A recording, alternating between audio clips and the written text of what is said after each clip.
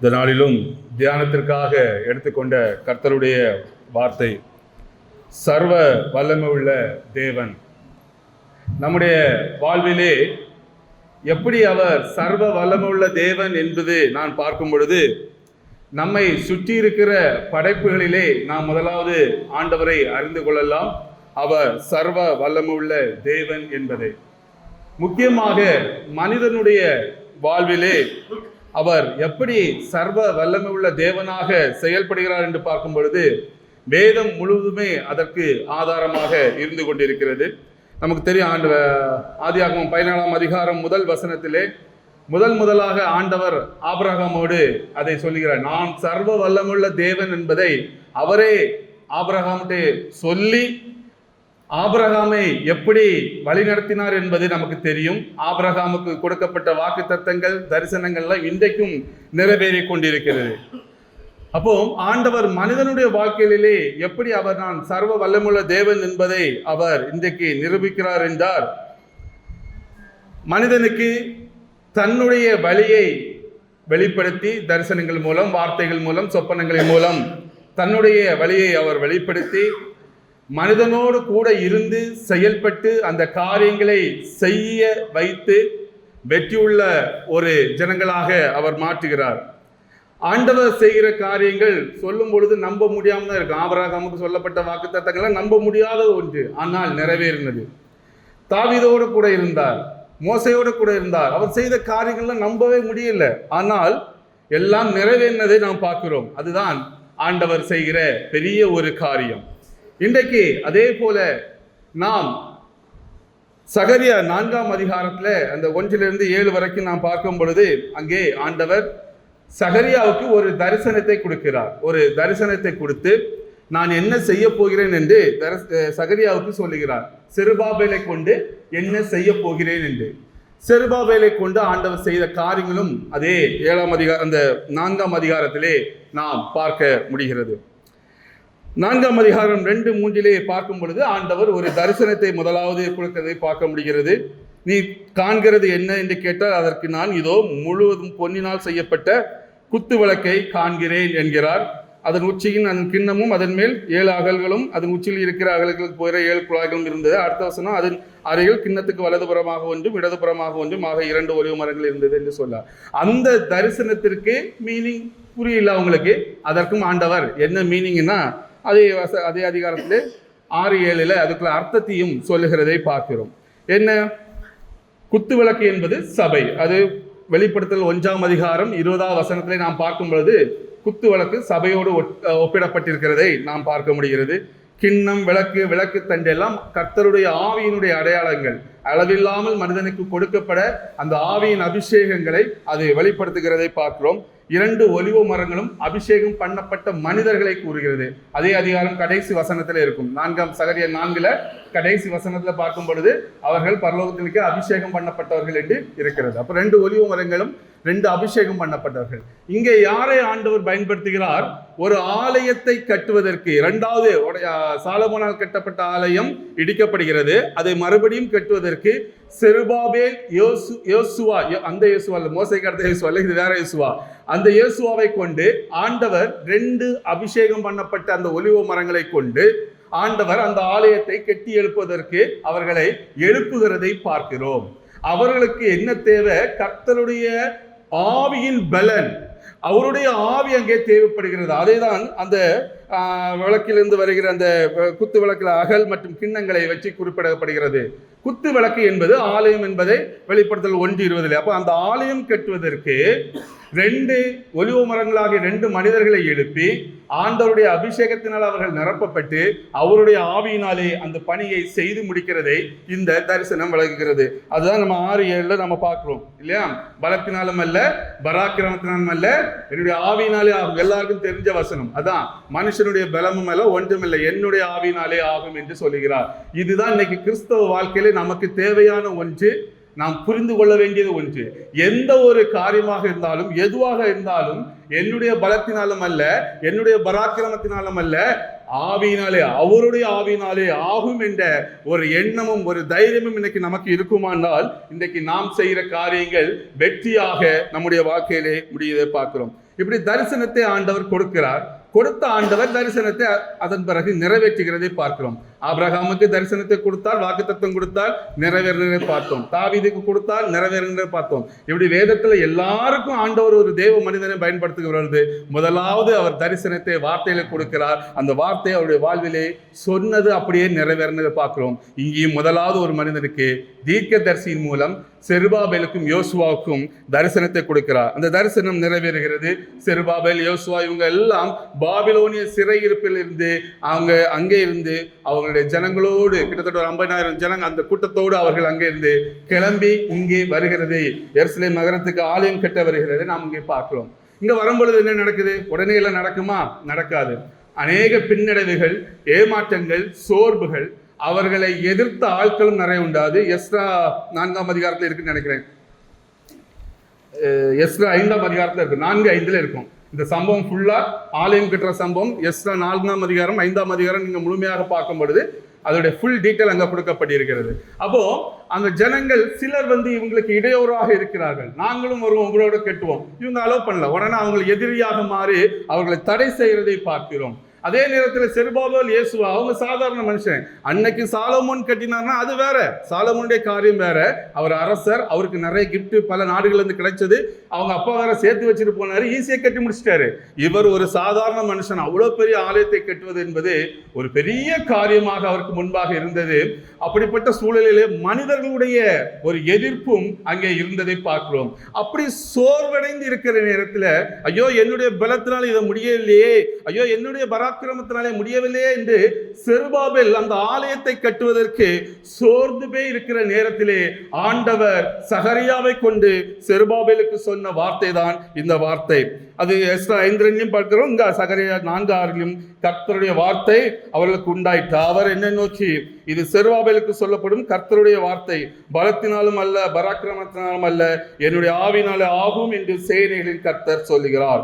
ஆலயத்தில் தொடர்ந்து வேலை செய்ய இந்த வார்த்தை செருபாபேலை ஊக்குவித்தது. நாம் எப்பெல்லாம் சோர்ந்து போய் இருக்கிறோமோ, நாம் அநேக வேளையில பார்த்துப்போம் இல்லையா, கர்த்தருடைய வார்த்தை யாரோ பிரசங்கம் பண்ணுவாங்க, இல்ல வேத வசனங்களை நாம் படிக்கும்போது ஒரு வசனம் நம்மளோட கூட பேசும், ஒரு உற்சாகத்தை நமக்கு கொடுக்கிறதை நாம் எல்லோருமே அறிந்தவர்களாக இருக்கிறோம். அதே போல இங்க செருபாபேலும் சோர்ந்து போய் இருந்த வேளையிலே ஆண்டவர் அவரை பலப்படுத்துவதற்காக தன்னுடைய வார்த்தையை அனுப்பி அங்கே அவர் செய்கிறதை பார்க்கிறோம். அந்த வார்த்தை உண்டான உடனே அவங்க மறுபடியும் வேலைகளை ஆரம்பிக்கிறதையும் நாம் அந்த எஸ்ரா பகுதியிலே, எஸ்ரா 4:5 முழுமையாக இந்த சம்பவம் சொல்லப்பட்டிருக்கிறது நாம் பார்க்க முடிகிறது.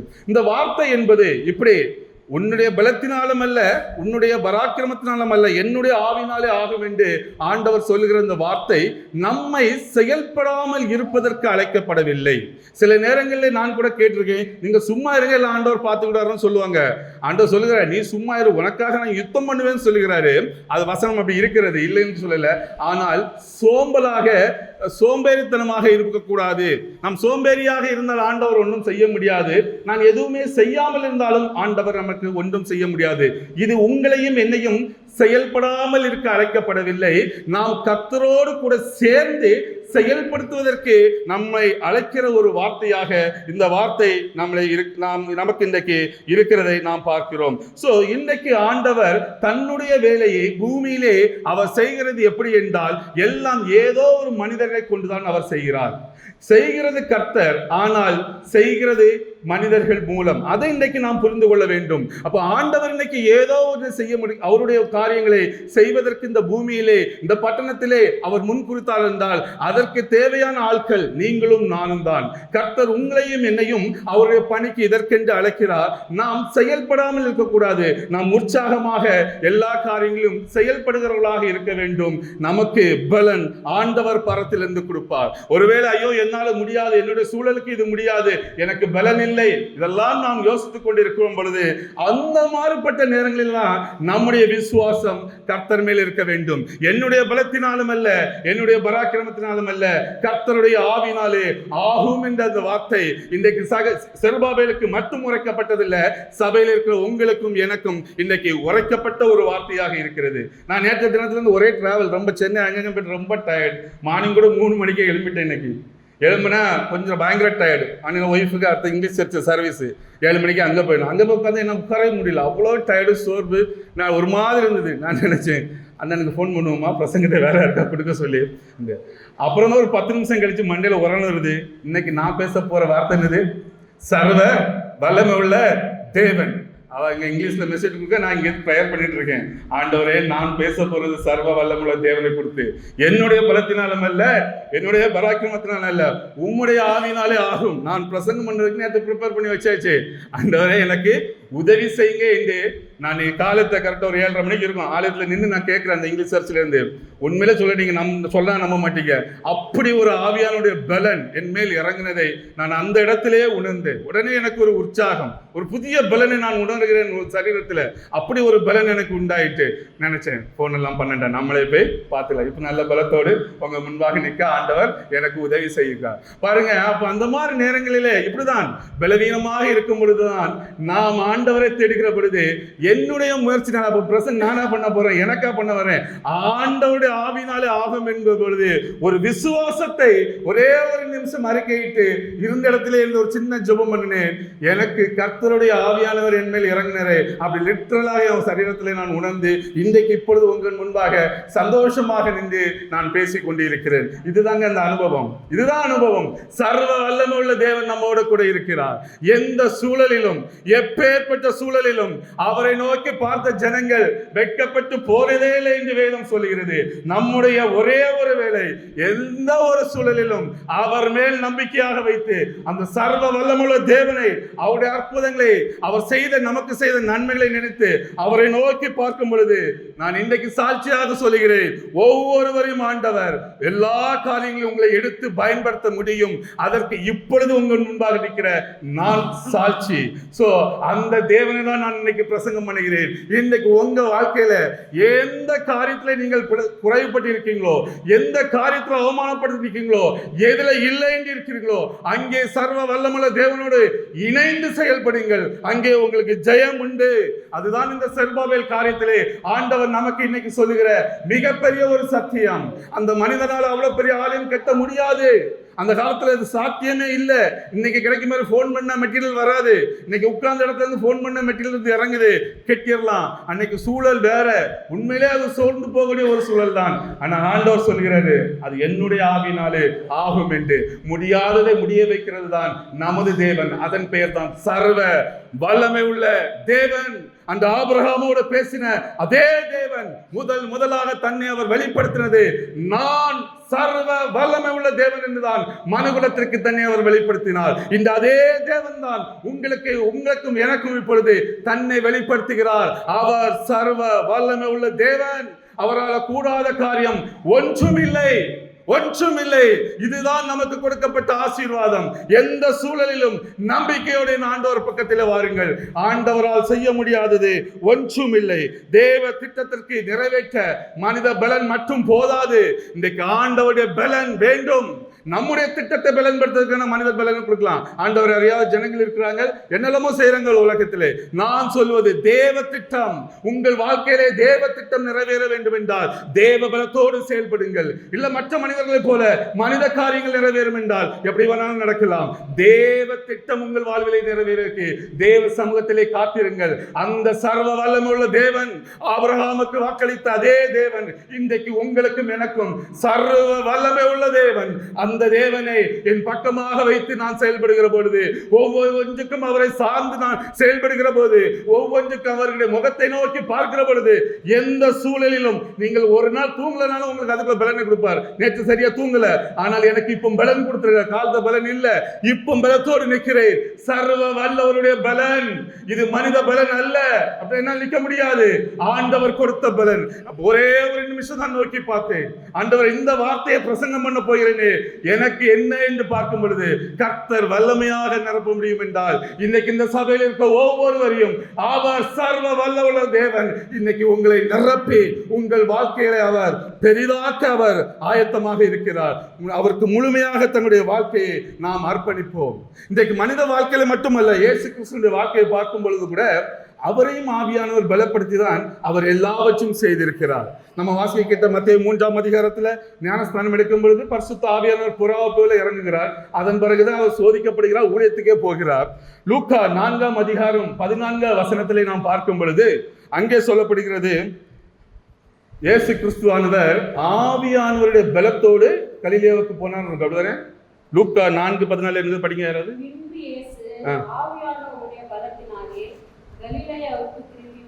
பாருங்க, ஆவியானுடைய பலத்தை அவர் சாடவில்லை, அவரால் முடியாது, மனுஷனாக வந்தார், மனித குமாரன் தானே. அப்போ இயேசு கிறிஸ்துவே ஆவியானுடைய பலத்தோடு தான் அவர் அந்த நாளிலே கடந்து போயிருக்கிறார். அவருக்குள்ள ஆவியானுடைய பலன் இருந்ததனாலே அவ்வளோ பெரிய காரியங்களை தேவகுமாரனாக அவரே செய்திருக்கிறார். இன்றைக்கு நாம் எந்த ஒரு சூழலிலும் எந்த ஒரு குறைவுகளிலும் நீங்கள் தேட வேண்டியது அந்த ஆவியானுடைய பலத்தை.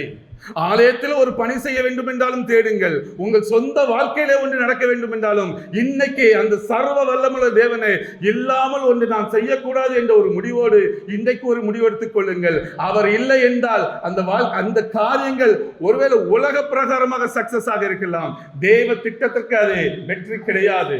தேவன் தருகிற திட்டத்திற்கு தேவன் இல்லாமல் செயல்பட முடியாது, செயல்படக்கூடாது. இதுதான் வேதம் நமக்கு சொல்லித் தருகிறதான சத்தியம். இன்றைக்கு அந்த சர்வ வல்லமுள்ள தேவனை வைத்து முதலாவது இன்னைக்கு ஒரு தரிசனத்தை பெற்றுக் கொள்ளுங்கள். கேளுங்கள், ஆண்டவரனாலும் என்னுடைய வாழ்க்கை ஓடுறதே தரிசனத்தை நம்பிதான். 2-3 தரிசனங்களை கொடுத்திருக்கிறார், என்னுடைய தொழிலுக்கு கொடுத்திருக்கிறார், ஊழியத்துக்கு கொடுத்திருக்கிறார். ஆனால் நிறைவேறவில்லை. கொடுத்த 5 வருஷம் ஆச்சு, நிறைவேறவில்லை.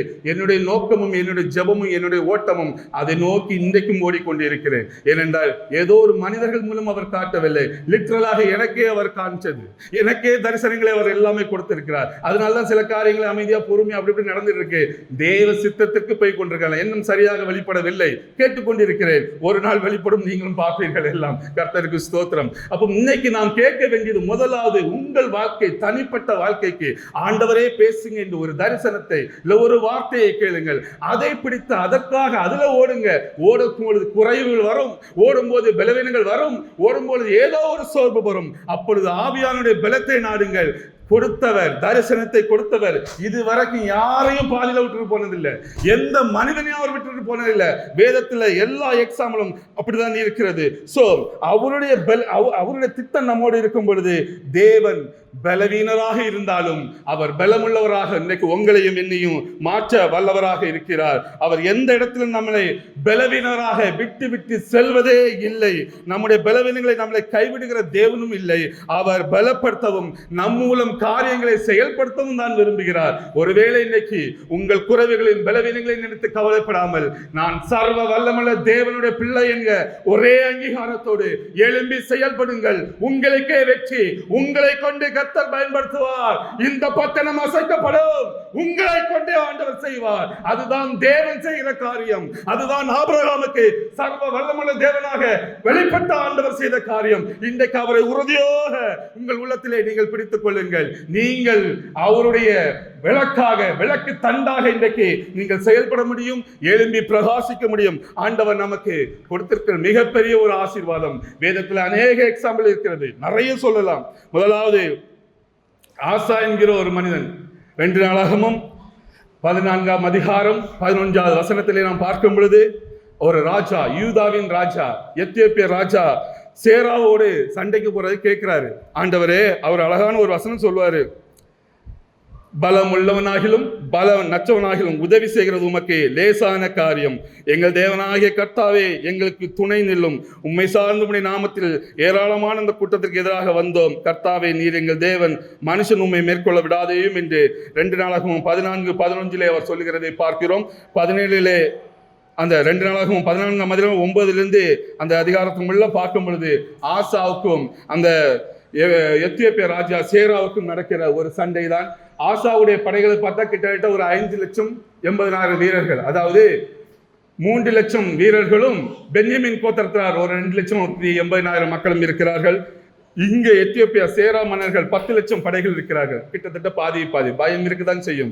அவர் இந்த வார்த்தையை சொல்லி கொண்டு போகிறார். அங்கே ஆசாவுக்கு ஆண்டவர் ஜெயம் கொடுக்கிற ஆண்டவராக இருக்கிறார். ஒரு சர்வ வல்லமுள்ள தேவனாக ஆசாவுக்கு அங்கே வெளிப்படுகிறதை நாம் பார்க்கிறோம். ஏன் அங்கே ஆசா தேவனை நோக்கி பார்த்து கொண்டு போகிறான். தன்னுடைய சுய முயற்சியில போகல. அவர் சொல்றாரு, பலன் உள்ளவனாகிலும் பலன் நற்றவனாகிலும் ஆண்டவரே உமக்கு உதவி செய்கிறது லேசான காரியம். யாராக இருந்தாலும் அந்த மனிதனை பயன்படுத்துவது இயேசு கிறிஸ்துவுக்கு லேசான காரியம். இன்று நாம் நம்முடைய சொந்த காரியங்களை பார்க்காமல் ஆபிரகாமுக்கு வாக்கு பண்ணின இன்றைக்கும் செய்து கொண்டிருக்கிற அவரை கொண்டு அவருக்குள் செய்து கொண்டிருக்கிற இதே ஆண்டவர் சர்வ வல்லமையுள்ள ஆண்டவர் வெளிப்படுத்தின ஆண்டவர் இன்றைக்கு எனக்கு ஆண்டவராக இருக்கிறார். அந்த ஒரு நம்பிக்கை போதும். நீங்களும் நானும் இந்த உலகத்திலே ஜெயம் பெற்றவர்களாக வாழ்ந்து கர்த்தருக்கு முன்பாக சாட்சிகளாக நீங்களும் நானும் வளர முடியும். தாவீதை நமக்கு தெரியும். தாவீது கோலியாத் சம்பவம் நமக்கு எல்லாருக்குமே தெரியும். ஆண்டவர் ஒரு பெரிய பயில்வான ஒரு பலமற்ற தாவீதை கொண்டு ஆண்டவர் அங்கே முறியடிக்கிறதை பார்க்கும். பாருங்க, கோலியாத்து ஃபுல்லா எனக்கு ஆச்சரியமா இருக்கும். ஃபுல் கவர் மேல இருந்து டாப் வரைக்கும் அந்த அவங்க என்ன போருக்கு போற கவரை போட்டிருப்பாரு. ஒரே ஒரு இடம் தான் அந்த ஆளுக்கு தெரியுங்க, நெத்தி போட்டு. இந்த ஒண்ணு தான் அங்க ஒரு சின்ன கேப் இருந்திருக்கு.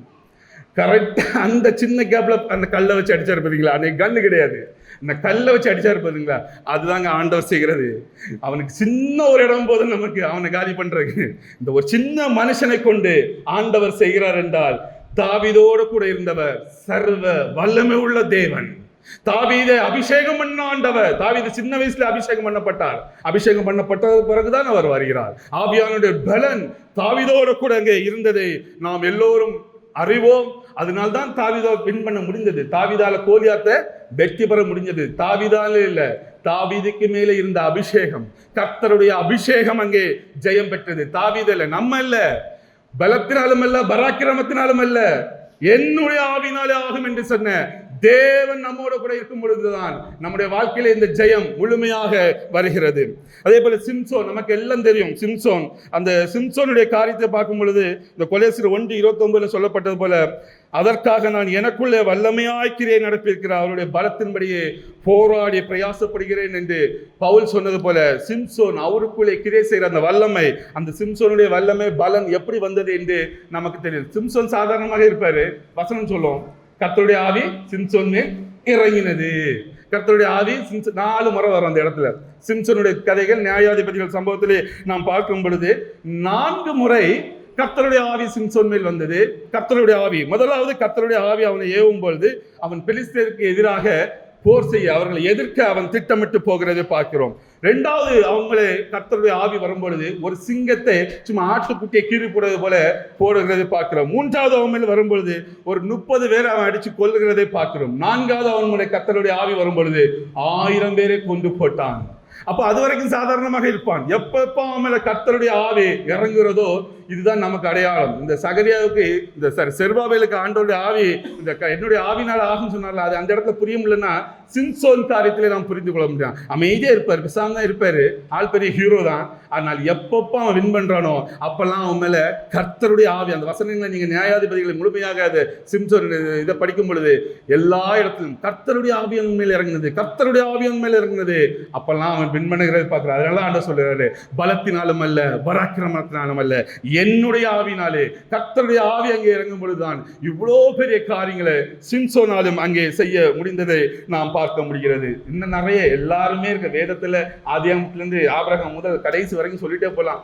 பவுல் வரைக்கும் அங்க சொல்லிட்டே போலாம். எல்லார் மேலும் கர்த்தருடைய ஆவியானவர் இருந்தாரு. இயேசு கிறிஸ்து மேல இருந்தாரு. புதிய ஏற்பாட்டுல அப்போஸ்தலர் 2ஆம் அதிகாரத்துல கர்த்தருடைய ஆவியான நம்ம மேல இறங்கும் பொழுது அங்க சபை உருவாக்கப்படுகிறது பார்க்கிறோம். இவ்வளவு பெரிய காரியங்களை நடக்குது பார்க்கிறோம். பழைய ஏற்பாட்டுல கிதியோன்னு சொல்லலாம். கிதியோன் மேல கர்த்தருடைய ஆவியானவர் இருக்கும் பொழுது கிதியோன் அங்கே 300 பேரை கொண்டு ஒரு பெரிய படையை அங்கே ஜெயிக்கிறதை நாம் பார்க்க முடிகிறது. அப்போ அங்கேயும் கர்த்தருடைய ஆவியானவர் கிதியோன் மேல் இருந்ததுனாலே பெரிய பெரிய காரியங்களை ஆண்டவர் அங்கே செய்ய முடிகிறது. கிதியோனுடைய கைகளை அவர் திடப்படுத்தி கிதியோனை வெற்றி பெற என் தேவனால் முடிந்தது என்றால், அங்கே கிதியோன் மட்டுமல்ல, கிதியோனோடு கூட இருந்தவர் என் சேனைகளின் கர்த்தர், சர்வ வல்லமுள்ள ஆண்டவர். கிதியோன் போய் கேட்கிற, நான் என்ன பண்ணணும்?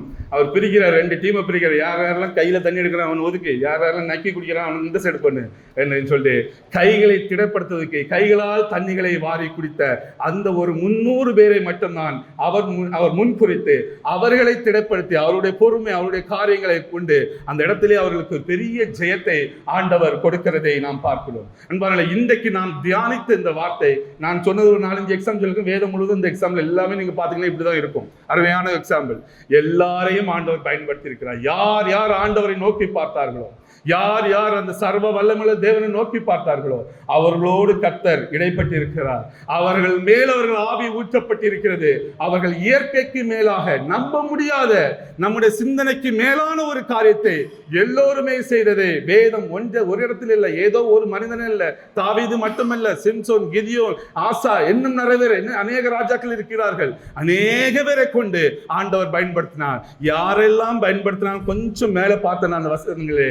யார் யார் கர்த்தரை நோக்கி பார்த்தார்களோ, யார் யார் ஆண்டவரை நோக்கி ஆண்டவரே என்று நான் என்ன செய்யலாம் என்று, இவர்களோடு போர் போகலாமா, இந்த காரியத்திலே நான் என்ன செய்ய வேண்டும், எனக்கு ஜெயம் கிடைக்குமா, யார் யார் தேவனுடைய முகத்தை நோக்கி பார்த்தார்களோ அவர்களுக்கு எல்லாம் ஜெயம் கிடைத்தது. அல்ல தாவீது குறிப்பான ஆளு. எல்லா போருக்கும் அவன் முதலாவது ஆண்டவரிடம் போய் விசாரிக்கிறான். நான் போகலாமா போகக்கூடாது, எந்த பாளையத்தில் போகணும், எப்படி போகணும், என்ன பண்ணணும், எல்லாவற்றையும் கேட்கிறான். ஆண்டவருடைய ஆலோசனைப்படி நடந்த தாவீது. அவன் மட்டும் இல்லை, யார் யார் கேட்டாங்களோ எல்லோருமே வெற்றி பெற்று இருக்கிறார்கள். இன்றைக்கு ஏன் அப்படி என்றால் சர்வ வல்லமுள்ள தேவன் அவர் முதலாக மனிதனுக்கு தன்னை வெளிப்படுத்துறது. நான் சர்வ வல்லமுள்ள தேவன் என்ற அந்த ஒரு பெரிய வெற்றி உள்ள தேவனாக, சர்வ வல்லமைன்னா எல்லா வல்லமே, அதுக்கு கீழே ஒண்ணு அங்க மிஸ்ஸிங்னே எது கிடையாது, எல்லாம் சேர்ந்த ஒரு தேவன். அந்த தேவன் நம்மோடு கூட இருக்கிறார்.